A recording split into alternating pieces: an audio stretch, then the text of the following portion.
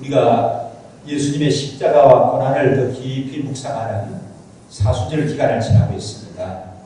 마가복음에 나타나는 예수님의 생애를 우리가 시리즈로 살펴보고 있죠. 지난번에 보면은 예수님께서 베다니에 있는 한 집에 가셨습니다. 그 집에서 잔치를 하는데 그 잔치를 하면 어떻게 씁니까? 우리 한국식으로 말하면은 뭐 깨소금 냄새, 참기름 냄새, 거기다 무슨 냄새가 나요?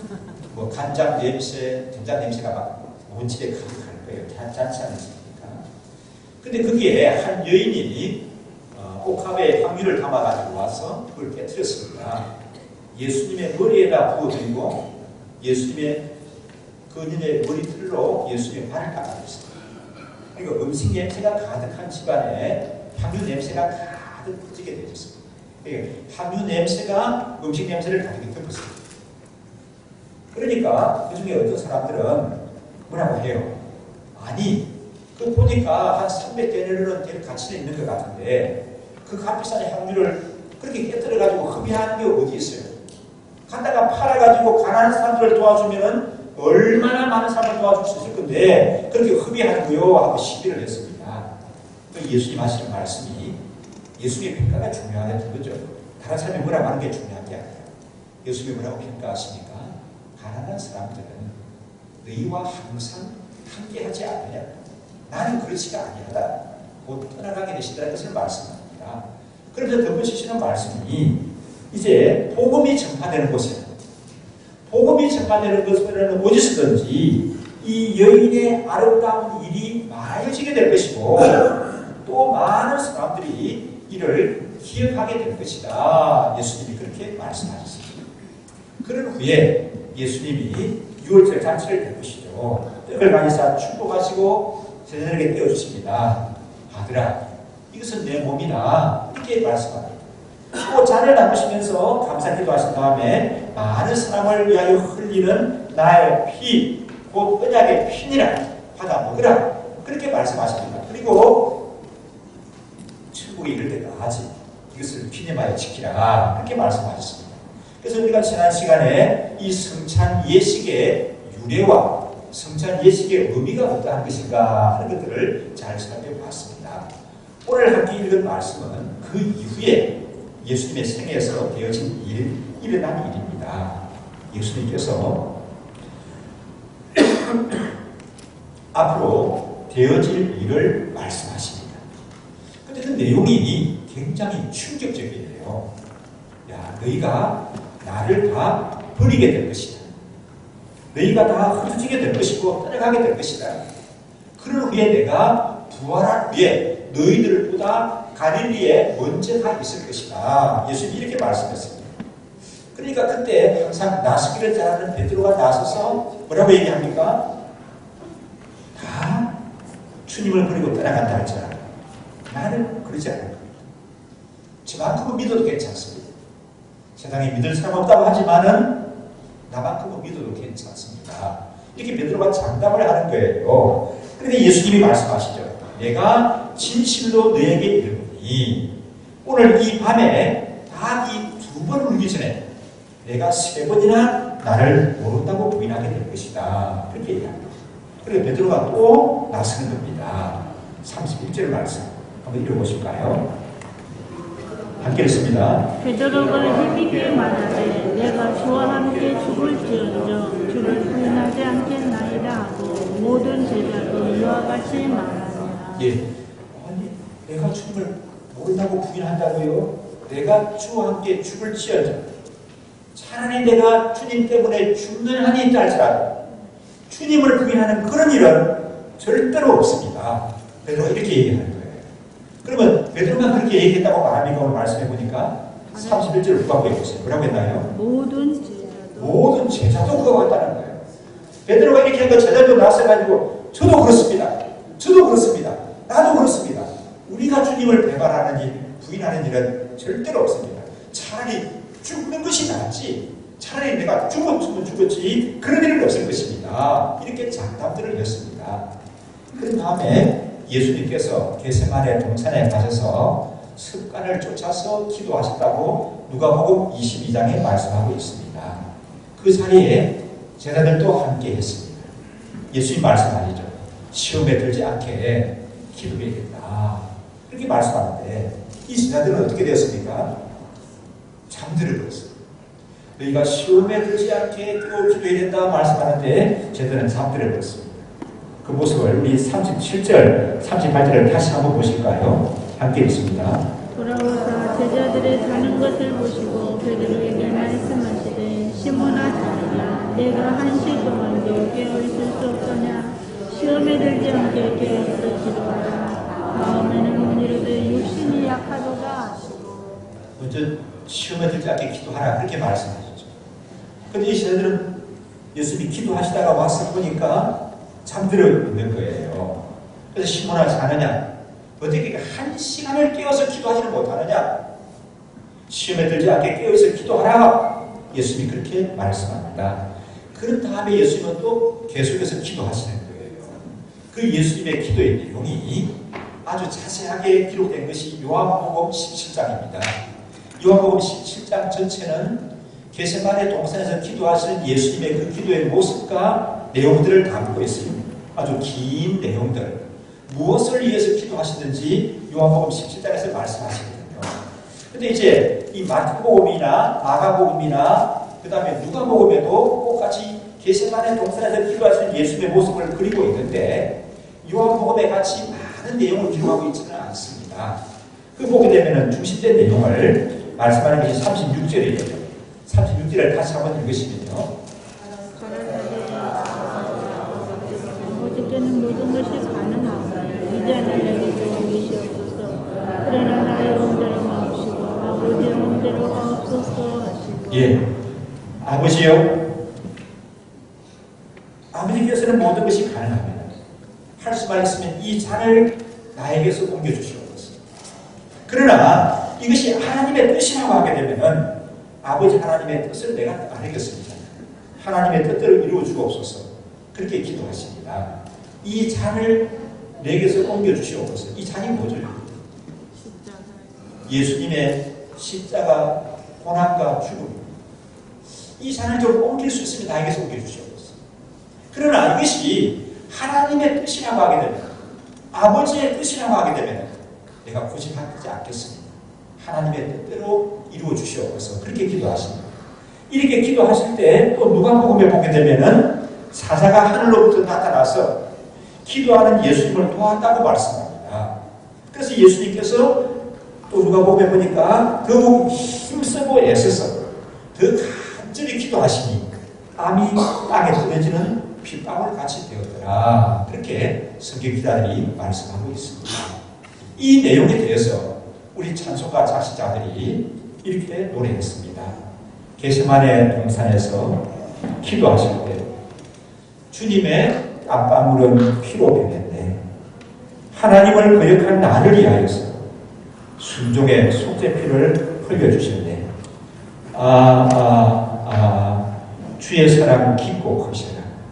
내 영혼의 파도처럼 메아리쳐온다. 한번 같이 부를 수 있는 분을 찬양하시면 좋겠네요. 겟세마네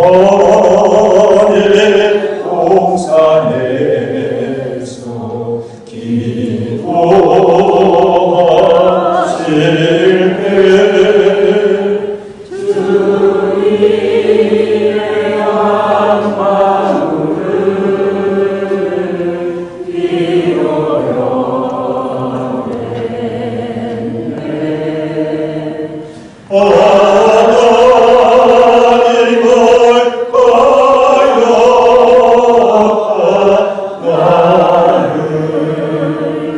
주님의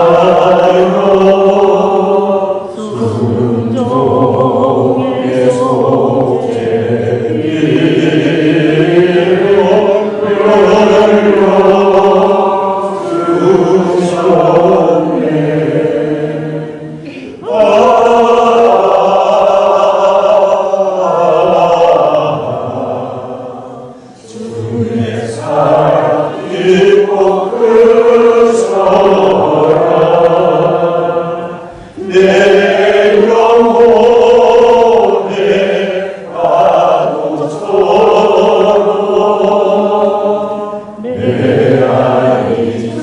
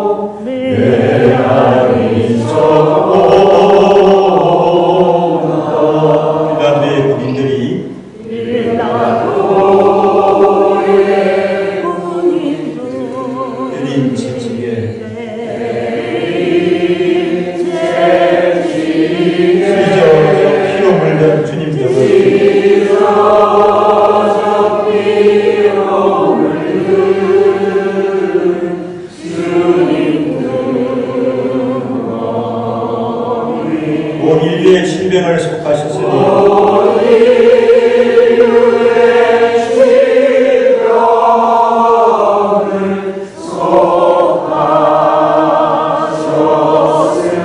치료의 강물에서 넘쳐 흐르네.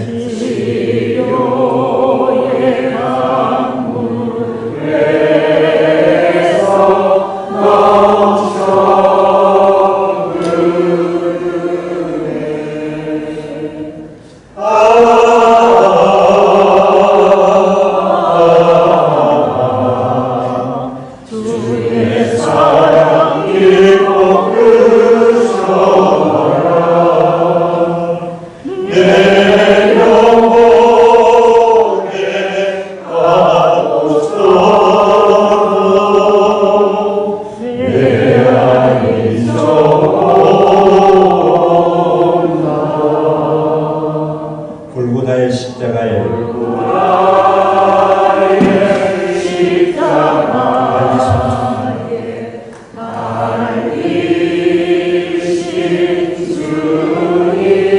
손가발 우리의 이건 상처로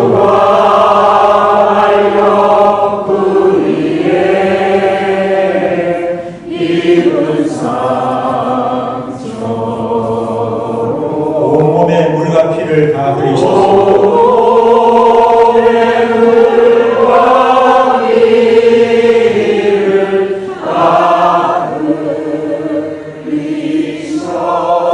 멸망의 죽음에서 나를 건지시며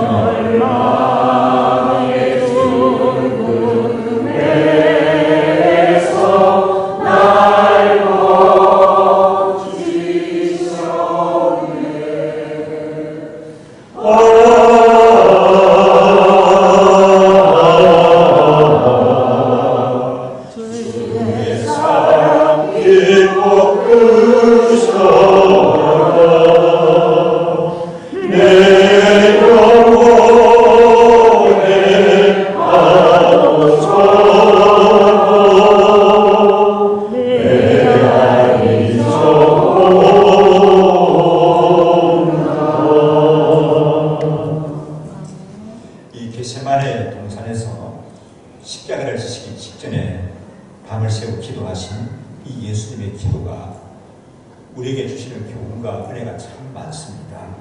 여기까지 전개해서 살펴보면 첫째로 기도하는 것이 기도가 습관이 되어야 한다는 것을 말씀해 주고 있습니다. 누가복음 24장 39절 습관을 따라 감람산에 나아가시니 최후의 만찬을 베푸신 후에 예수님은 습관을 쫓아서 감람산에 가셨다고 말씀합니다. 감람산에 왜 밤에 가셨습니까? 기도하는 것이 예수님의 습관이었습니다. 기도하는 습관을 쫓아 예수님은 기도하러 가셨다고 말씀합니다. 사랑하는 여러분, 여러분의 삶 속에 기도하는 시간이 있죠. 언제 기도하십니까? 언제 기도하시죠? 하나님의 도우심이 필요할 때 기도합니다. 하나님이 도우심이 필요할 때마다 기도합니다. 그렇게 말씀하신다고 합니다. 그렇게 대답한다고 하게 되면 그건 상당히 괜찮은 대답입니다. 그러나 하나님의 도우심이 필요할 때마다 기도합니다고 말씀한다고 하게 되면 괜찮은 대답이겠지만 100점은 줄 수가 없습니다. 왜 그렇죠, 여러분? 한 가지 또 묻겠습니다. 여러분, 매일 식사를 언제 하십니까? 여러분, 식사를 언제 하시죠? 매일 식사는 언제 하십니까? 저는 배고플 때만 식사합니다. 아니, 또 배고플 때마다 식사합니다. 그렇게 대답한다고 하게 되면은, 그러면 배가 안 고프면은 배가 고플 때까지 기다렸다가 식사합니다. 그래서 나는 점심을 안 먹었는데도 배가 안 고파서 저녁을 먹으려 하니까 또 배가 안 고파서 점심도 안 먹고 저녁도 안 먹었다가 다른 날 아침 될 때는 너무 배가 고파가지고 4끼를 한꺼번에 먹었습니다. 그동안 못 먹은 것까지 모아가지고 먹었습니다. 여러분, 만약 이런 경우를 하게 되면 이 사람은 건강한 삶일까요? 건강할까요, 여러분요? 그 위가 어떻게 될까요? 이 배가 고프지 않아도 하루에 3끼를 시간 때마다 습관적으로 먹는 사람이 건강합니다. 우리 팀장님 맞습니까? 맞아요.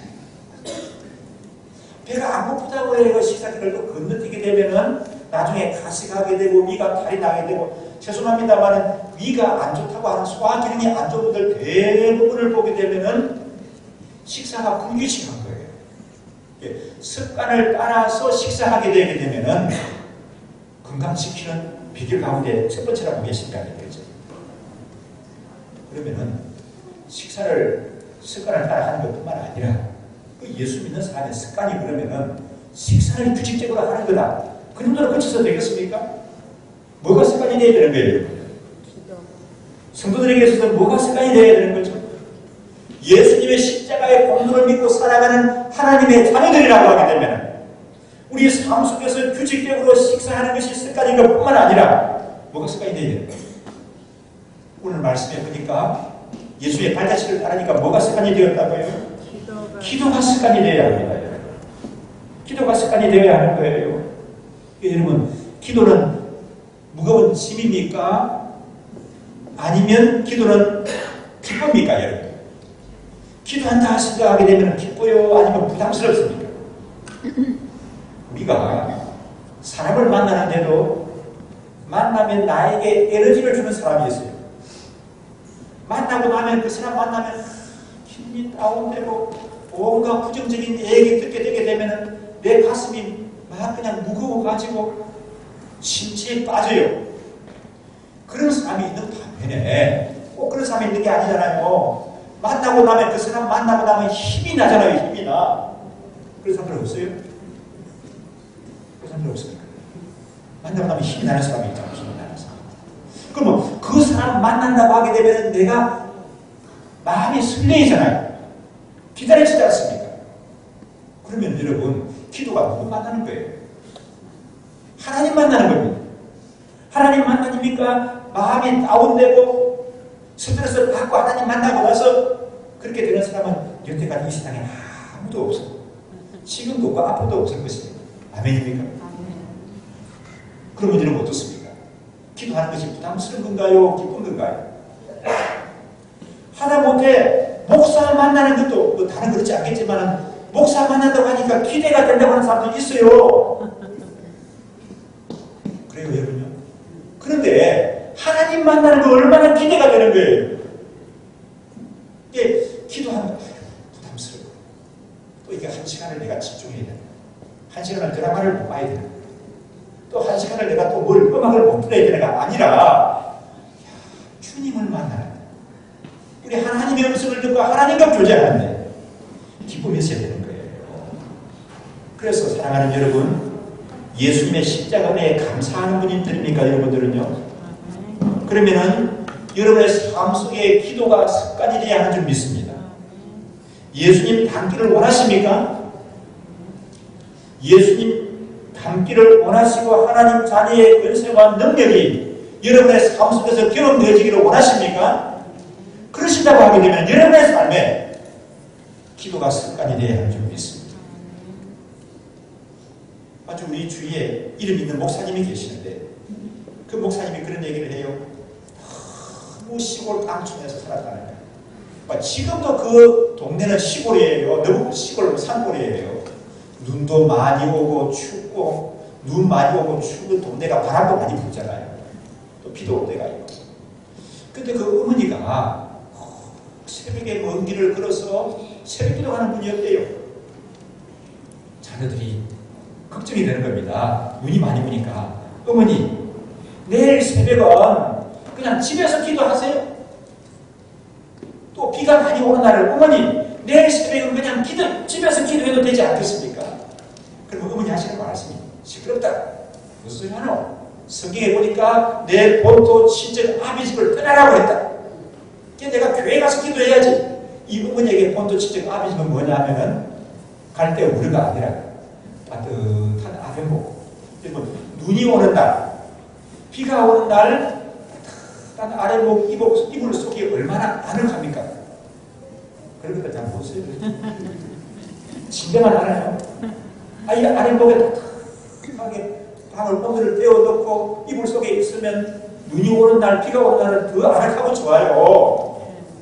그 거기를 벗어나서 내가 교회에 가는 거, 그게 본토 친정 아비집을 떠나서 나아가는 거다. 그렇게 말했다는 거예요. 그래서 그 목사님 말씀이 그 어머니에 어떻게 보게 되면 좀 무식해 보이는 그 고집스러운 그런 기도로 말미암아 오늘날 우리가 그 자녀들이 이와 같은 복을 누리고 있습니다. 말씀하는 걸 들었습니다. 여러분, 내가 본토 친정 아비집을 떠나서 참 습관을 쫓아 기도하는 사람들 되시기를 바랍니다. 두 번째로 예수님의 겟세마네 동산의 기도가 우리에게 가르쳐주는 것은 기도할 때 주께서 도우십니다. 누구를 도우시는 거예요? 기도하는 사람을 도우십니다. 누가복음 22장 43절에 보니까 예수님이 간절히 기도하시는데 사자가 하늘로부터 내려와서 예수님께 나타나 힘을 줬더라. 기도하는 예수님께 나타나서 하늘로부터 사자가 내려와서 예수님을 돕더라. 그렇게 말씀했습니다. 여러분, 기도하는 사람은 절대로 외롭지 않은 줄 믿습니다. 때로는 살아가다 보게 되면 이 세상에 도와줄 사람이 아무도 없는 것 같이 느껴질 때가 있어요. 아무도 내 편이 되어줄 수가 없다고 하는 것이 느껴질 때가 있는 것 같아요. 그때도 어떤 분이 보니까 극단적인 행동을 했대요. 그런 일이 있어서는 안 되는 거예요. 그럼 왜 그런 극단적인 행동을 하는가? 그 사람들의 심리를 보게 되면은 이런 것이 다 소문이 났다. 어떻게 내가 낯을 들고 다니겠느냐? 누가 내 속을 알아줄까? 누구에게 내가 속 시원하게 얘기할 수가 있겠나? 아무도 이 세상에서는 내 편을 들어줄 사람이 없구나. 내가 얘기할 사람이 없구나. 그러니까 차라리 그만 나는 그 길로 가자. 이런 거에서 일을 하는 거예요. 여러분 아셔야 할 것은 우리가 어떤 상황 가운데 있다 할지라도 믿음으로 기도하게 되면 절대로 혼자가 아닙니다. 아멘이신가요? 어떤 상황 가운데 놓인다 할지라도 믿음으로 기도하는 사람은 절대로 외롭지 않은 사람인 줄 믿습니다. 왜 그렇습니까, 여러분? 기도할 때 주께서 우리를 도우시는 거예요. 기도할 수 있는 힘을 다해 주시는 거예요. 기도가 되게 하는 거예요.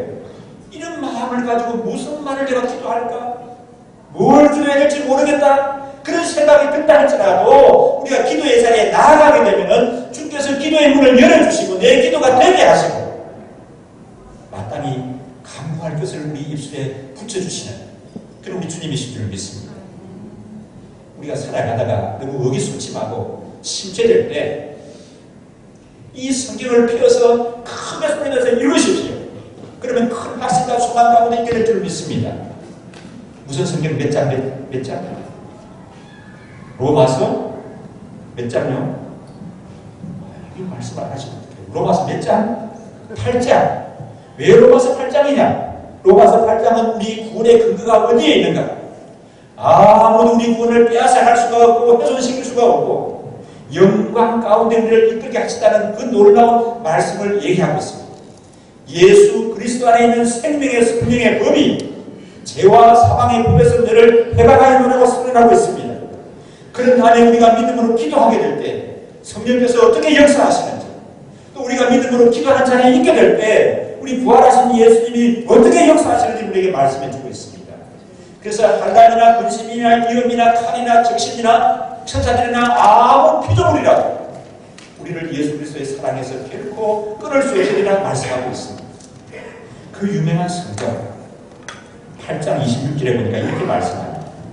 우리는 마땅히 기도할 바를 알지 못하나 오직 성령이 말할 수 없는 탄식으로 우리를 위하여 친히 간구하시니.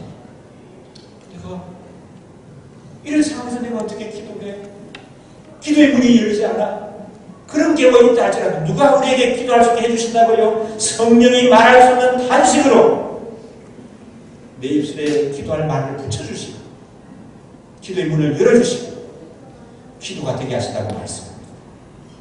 그 성경 34절에 얘기합니다. 누가 정죄하리요? 죽으실 뿐 아니라 다시 살아나신 이런 그리스도 예수시니 그는 하나님 우편에 계신 자요 우리를 위하여 간구하시는 자십니다. 누가 우리에 대해서 간구하신다고요? 예수님. 부활하신 예수님이 어디에 계신다고요? 보좌 우편에 계신다고 말씀합니다. 그러면 보좌 우편에 계신 예수님 뭐하고 계십니까, 여러분요? 이거 보니까 뭐하고 계시다고 합니까? 구원받은 우리를 위하여서, 우리를 위해서 간구하고 계신다고 말씀하고 있습니다. 기도하고 계신다는 거예요. 그래서 우리가 기도하다 보게 되면은 내가 생각지도 못했던 깊은 기도 가운데로 나가게 되었습니다. 그런 걸 여러분 경험해 보신 적 있습니까? 내가 기도하다 보게 되면 생각도 안 하는 그 깊은 기도 가운데로 가서 내가 확신을 가지게 되고 그 소망을 굳게 가질 것을 경험하게 되십니다. 그럼 왜 그렇습니까? 성령께서 도우시고 하나님 보좌 우편에 계신 예수님께서 우리 위해서 도우시기 때문에 그렇습니다.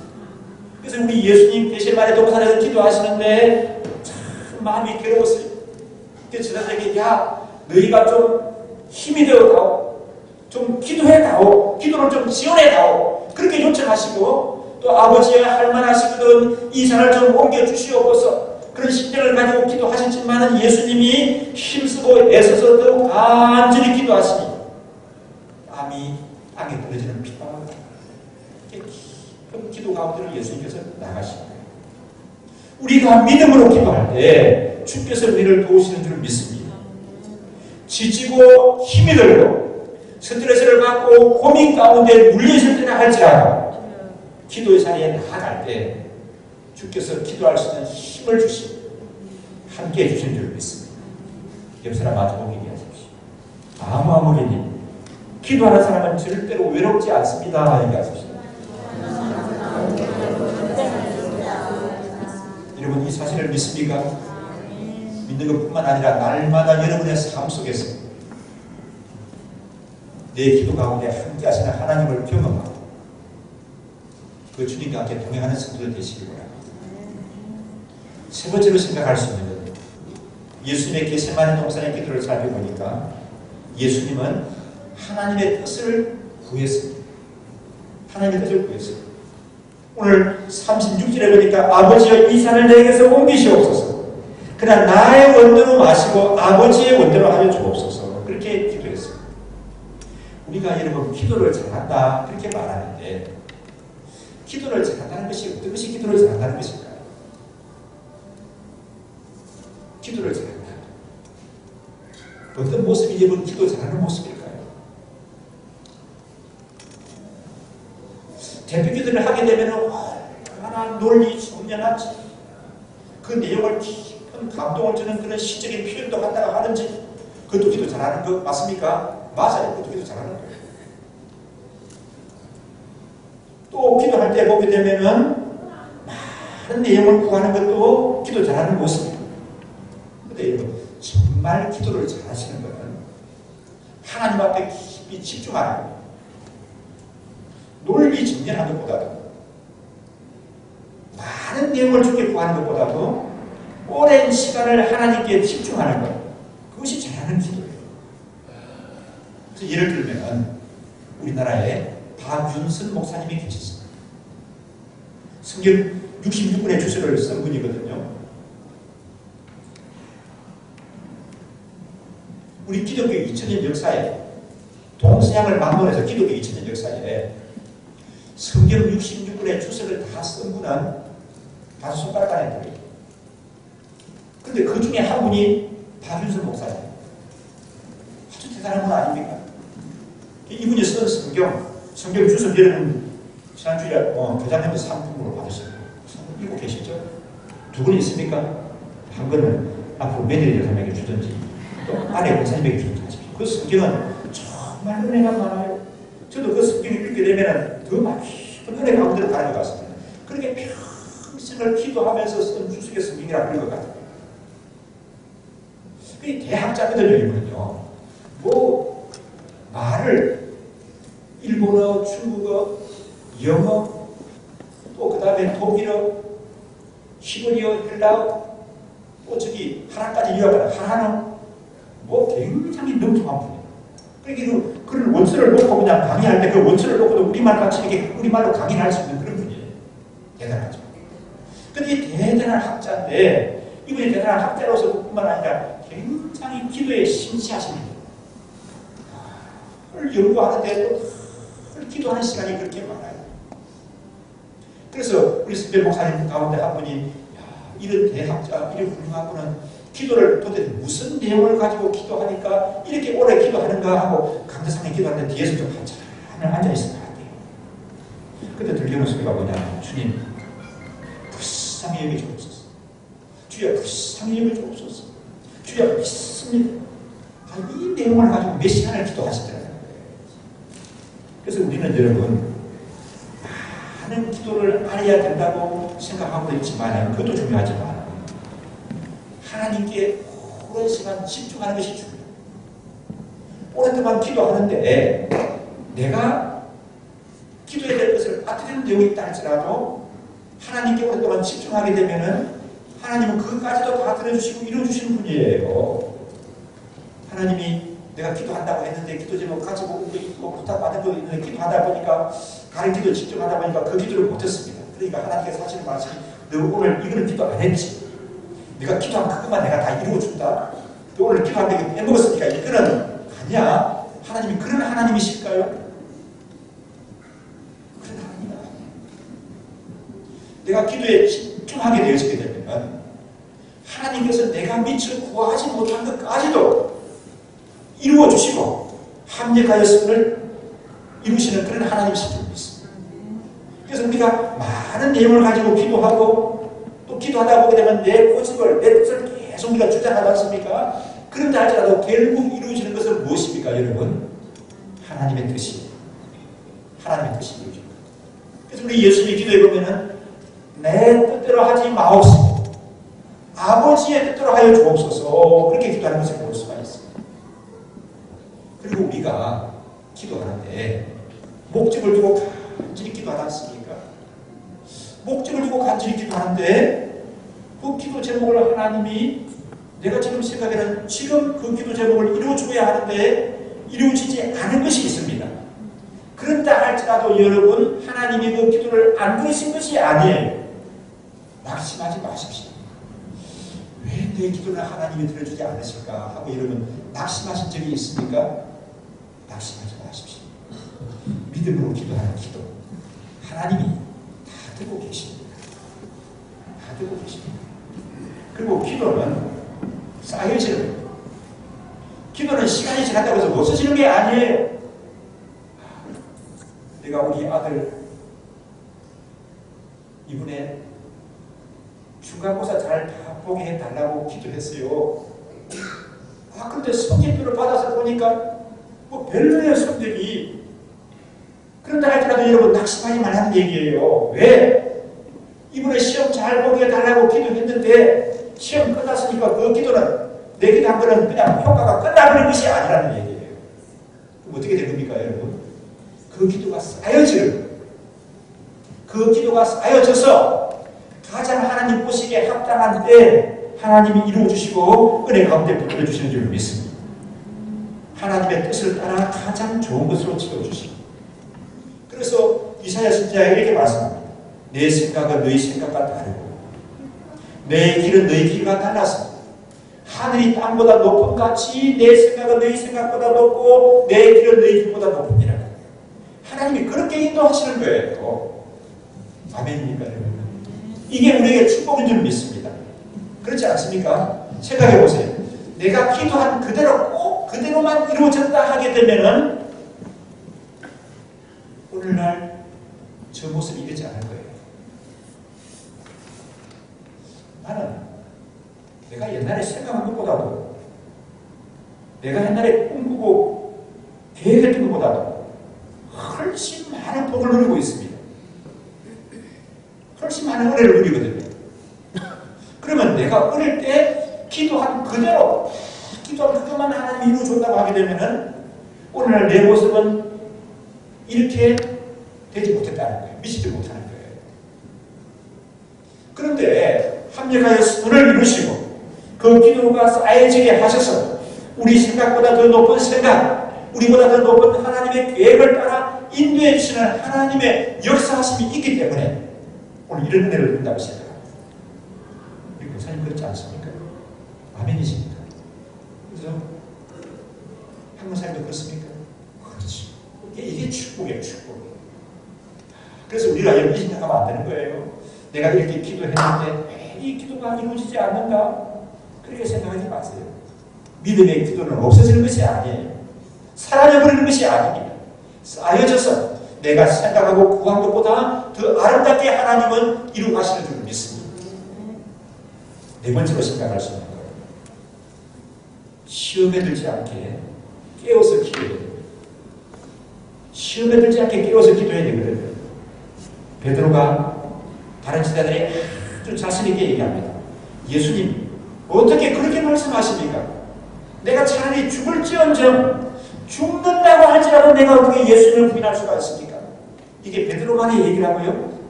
다른 제자들도 같이 얘기했다고 했습니다.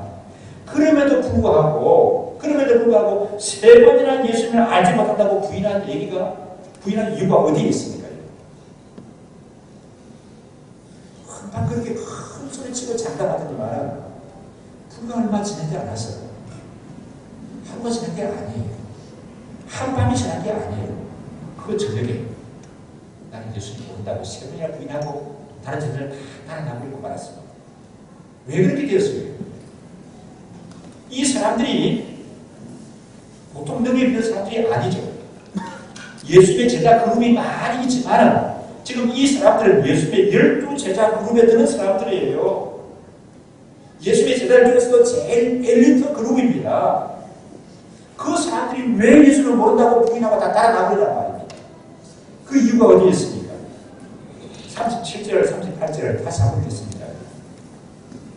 돌아오사 제자들의 자는 것을 보시고 베드로에게 말씀하시되 시몬아 자녀 내가 한시 동안 깨어 있을 수 없다면 시험에 들지 않게 깨어 있어 기도하라.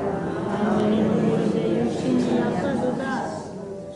이 요지가 뭡니까? 기도해야 할 사람이 잠들어 버렸기 때문에 그렇습니다. 잠을 자지 말라는 얘기가 아니라 기도해야 될 사람들이 기도의 자리를 지키지 않기 때문에 시험에 넘어간다는 거예요. 베드로가 이 사실을 너무 깊이 깨달았습니다.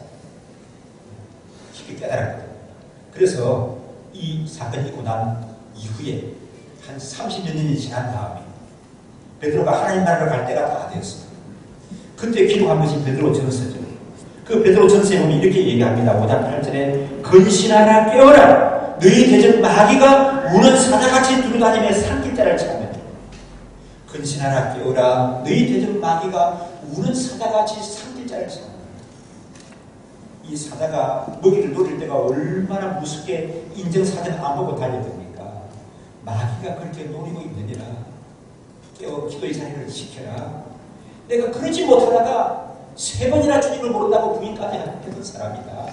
내 괴로움에 비추어보니까 정말 깨어 기도해야 될 사람들이 깨어 기도하면서 자리를 지켜야 하더라. 그렇게 간직히 고수하는 걸로 베드로전서의 말씀이 읽혀져요. 그 전에 보면은 우리나라가 참 가난했죠. 집안이 가난하다 보니까 어렵게 사는 사람들이 많았습니다. 집안이 가난한데 식구들은 많아요. 근데 아버지는 뭐 하는 사람인가 하면은 술이 취해 있어요. 식구들은 먹을 양식이 없는데 아버지는 무슨 돈을 가지고 술을 잡수시는지 모르겠어요. 저희 집이 그랬다는 게 아니라 항상 술에 취해 있어요. 그리고 노름합니다. 가정을 돌보지를 않습니다. 애들은 많습니다. 그래서 사람들이 볼 때, 야, 저 집안이 어떻게 될까? 그렇게 걱정하는데, 그 집안에 기도하는 어머니가 계신 거예요. 그 식구들 돌보지 않고 노름하고 술 마시는 아버지가 시간이 지나니까 변하는 거예요. 뭐의 힘입니까? 그 어머니의 기도의 힘입니다. 그 아버지가 변하는 것뿐만 아니라 사람들이 볼 때 그 자녀를 그 매일 술 먹고 싸우고 어머니 구박하고 노름하는 아버지 밑에서 뭘 보고 배우고 자랐겠느냐 그렇게 말할 수가 있는데 그 아이들이 참 어머니의 기도가 그 가정을 지키고 그 집안을 일으켜서 그 자녀들이 따뜻하게 자라나서 생각지도 못했던 그런 복을 누리고 살아가는 경우들을 많이 봅니다. 누가 집안을 지켜요? 어머니의 기도. 누가 그 집안을 일으켜요? 기도하는 어머니의 기도가 그 집안 분란을 일으키고 지켜서 그 남편을 사랑되게 하는 것뿐만 아니라 사랑부실하게 하는 것뿐만 아니라 그 자녀들을 따뜻한 사랑으로 자라나게 하더라. 제가 아무 말이 아니죠. 우리 대한민국을 보게 되면 저는 너무 감사한 것이 많습니다. 오늘날 대한민국이 이런 모습을 가지고 우리가 번영을 누리는 것은 기도하는 교회가 있기 때문이라고 생각합니다. 우리나라 역사를 볼 때 어떻습니까? 일본의 나라를 빼앗겨가지고 아무 소망이 없었습니다. 일본 사람들이 나라만 빼앗은 게 아니라 우리 생각과 사상을 지배하고 빼앗아갔습니다. 한국 사람의 세상을, 우리 사상과 생각들을 개조한다고 아주 못된 부정적인 그런 것들에게 우리에게 막 주입을 시키고 그랬다고요. 그래야 이 나라가 독립을 못하고 안전하게 영원히 일본의 식민지로 살아갈 거 아니냐. 그렇게 이 민족 정신을 개조하는 그런 역할까지 일본 사람들이 감당을 했습니다. 무슨 소망이겠습니까? 거기다가 6.25 사변이 일어났습니다. 가난했습니다. 먹고 살 것이 없었어요. 어떤 자료에 보니까 5.16 군사혁명이 일어났을 때 우리나라 국민 소득이 100달러가 안 된대요. 감독님 맞습니까? 100달러. 그러면 그때 북한은 얼마나 됐느냐? 북한은 그때 200달러가 넘었대요. 우리나라는 100달러가 안 되는데 그때 북한은 200달러가 넘었어요. 우리나라에 지금 많은 가사 도우미로 오는 필리핀은 그때 800불이 넘었다는 겁니다. 그래가지고 필리핀 사람들이 돈을 보내줘가지고 남산에 가게 되면 장충 체육관도 없는 걸 지어줬다는 거예요. 우리나라가 그런 나라였어요. 사람들이 그렇게 말했대요. 6.25 사변을 겪고 한국이 일어나는 것, 시궁창에서 장미가 피기를 기대하는 것 같다. 아무런 소망이 없다. 외국 언론에서 그렇게 말하는 사람들도 있었대요. 거기다가 북한의 위협은 그때부터 내가 태어나기 전에는 잘 모르지만 제가 태어나서 철들면서부터도 무장공비 얘기가 얼마나 무서웠는지 모릅니다. 초등학교 다닐 때. 지금 내 나이가 지금 이렇게 되더라도 지금도 북한의 위협 아래 있어요. 나만 그렇습니까, 여러분요? 우리 모든 나라 백성들이 겪는 것 아닙니까? 그런데 이 대한민국이 이와 같은 번영을 누리게 되어지는 어디에 있습니까? 그 비결은 새벽을 깨우며 밤을 새우며 기도하는 교회에 있었습니다. 기도하는 교회가 있는 대한민국, 기도하는 교회가 있는 대한민국이 한강의 기적을 이루게 되었습니다. 이 말씀은 처음 드리는 게 아닌데 오늘 또 드리는 이유는 오늘날 우리가 살아가는 이 시대가 어느 때보다도 참 위기하고 어렵기 때문에 이 말씀을 다시 드리는 거예요. 오늘날 우리 대한민국이 굉장히 어렵다고 해요. 그래서 보십시오 여러분, 평창 올림픽 왔을 때 북한 사람들을 그렇게 반대하고 맞이한 이유가 어디에 있어요? 지금 나라가 어려워서 그러는 거예요. 우리나라 국가안보실장입니까? 그 다음에 또 국정원장, 이런 사람들을 우리나라 안보관계에 최고의 책임을 지고 있는 사람들입니다.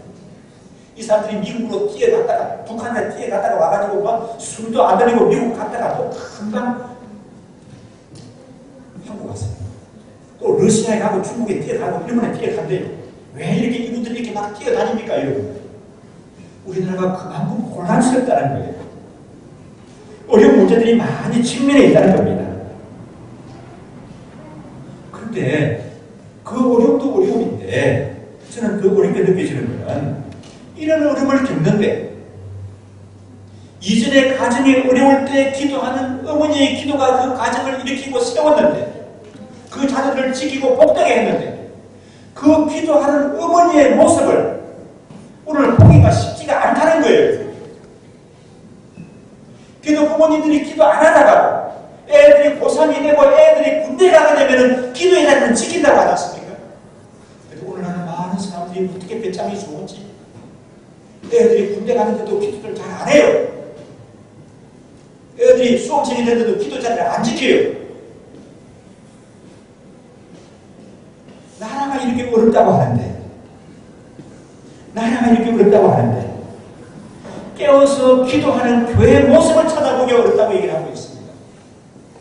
그래서 저는 정말 우리 이 시대에 겪는 문제 자체도 문제지만 이전에 그 수십 년 동안 누적되어 문제들이 있었지만 기도하는 교회가 대한민국이 있게 했고 이와 같은 은혜를 누리게 했거든요. 근데 우리 위기라고 하게 되면은 다들 위기라고 말하면서 왜 기도의 자리를 안 지키냐고. 기도하는 교회가 나라를 지키고 그 시대를 위기 가운데서 구하고 하나님 은혜 가운데 있게 하시는 줄 믿습니다. 상황이 어려운 것도 문제지만 기도하지 않는 것이 더 문제입니다. 사랑하는 여러분, 우리 예수님의 십자가 고난을 더 깊이 묵상하기를 원하는 그런 사순절 기간을 지내고 있습니다. 이번 기간만이라 조금 더 기도의 자리를 지키시고 이번 기간만이라도 조금 더 우리 나라를 위해서 기도하는 이 민족을 위해서 기도하는 그가 저와 여러분 되셔야 좀 믿습니다. 함께 우리 마음을 모아 기도하기로 합니다. 하나님 아버지, 게세마네 동산에서 피와 땀을 흘리며 기도하시던 우리 예수님의 모습을 생각합니다. 기도하는 어머니가 되게 하여 주옵소서. 기도하는 아버지가 되게 하여 주옵소서. 우리 가정을 지키고 자녀를 복되게 하는 삶을 기도함으로 자녀를 지키고 복되게 하는 삶을 되게 하여 주옵소서.